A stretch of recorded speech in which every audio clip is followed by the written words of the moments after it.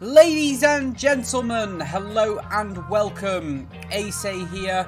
Now today's video is going to be a little bit different, as I know last time a lot of you guys were very interested to know what loadouts I was using when playing Warzone.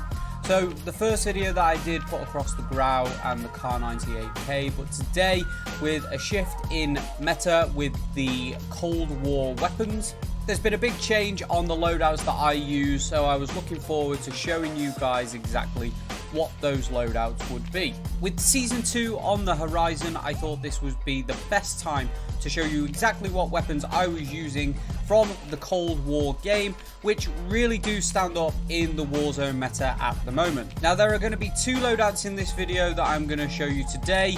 The first one being the Bullfrog SMG and the Pellington sniper rifle, and the second being the FFAR assault rifle and the LW3 Tundra sniper rifle. Now I found that each of these loadouts balance really well with close quarters combat with long range sniping. But guys, make sure to stick around for each sniper rifle build, as there is a little secret that I have to do with the scopes that you're going to want to check out, so make sure you do not miss that. Okay guys, so we are currently at the loadout screen, and the first loadout that I wanted to show you was the Bullfrog and the Pellington.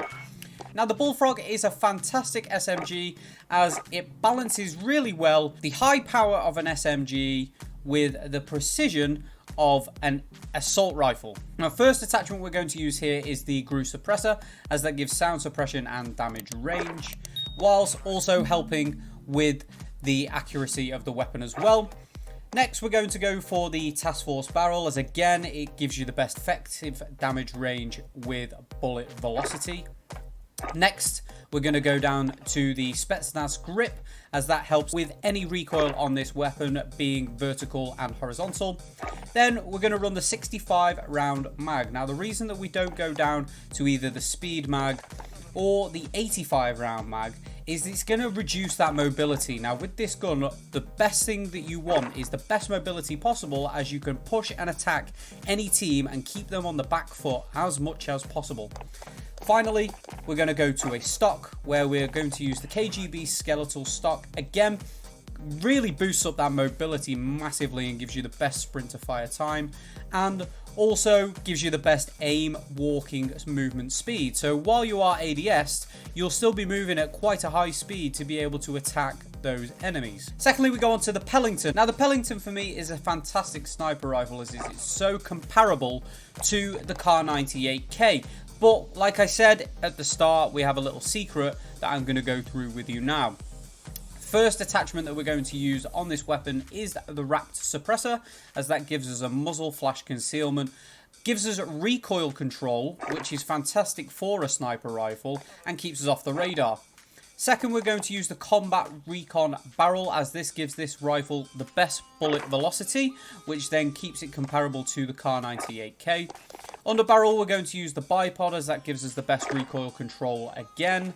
We're now going to go to the fast loader. The reason that we go to that is because when we are looking down the rifle scope, we want to be able to fire as many shots as possible with as little recoil as possible.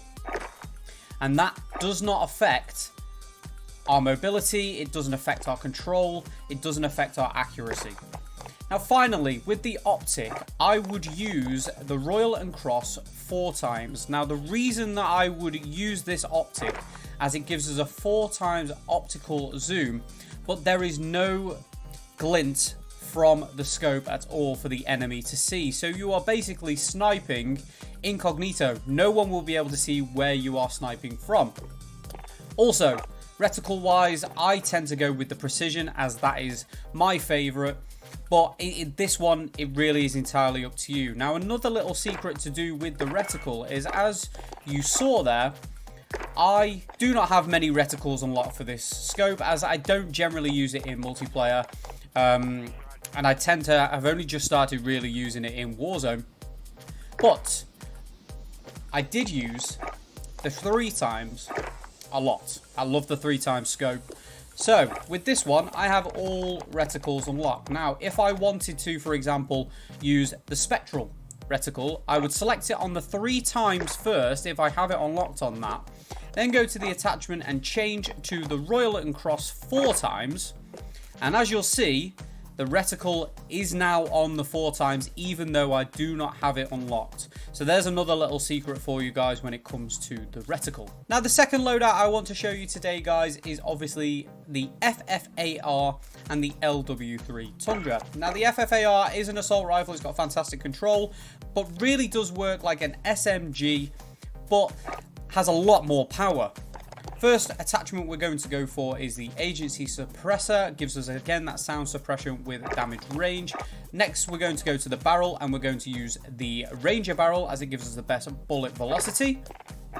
Next, under barrel, we're going to use the Bruiser grip. It does not do, as it says here, at all. Melee quickness doesn't matter. The Bruiser grip is currently broken. It gives us the best mobility with the best control. It just doesn't state that on the pros or cons list at all. Next ammunition, we're going to use the 50 round fast mag as it gives us the highest ammunition possible with the quickest reload time.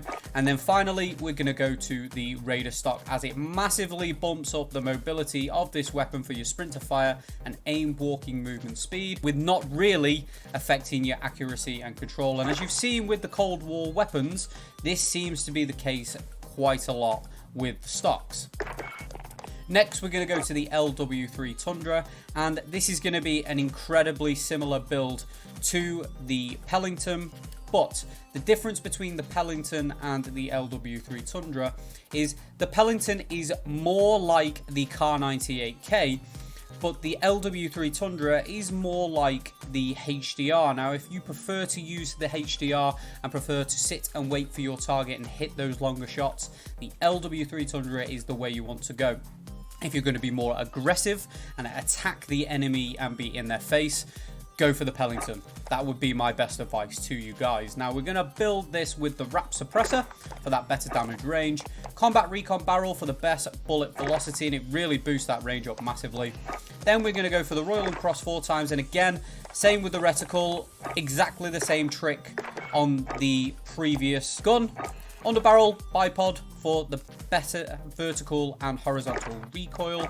And then we're going to go for the fast mag, as that actually boosts our control and doesn't affect our accuracy. Whereas if you go for the higher round magazine, that does affect our control a little bit.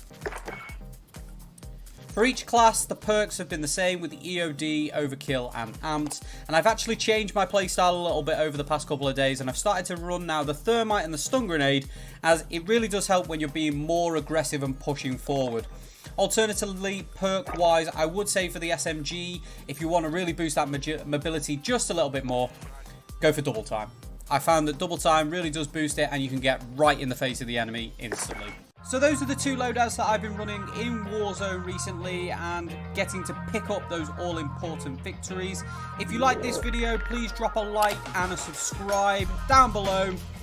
Thank you all again, and I hope you enjoyed.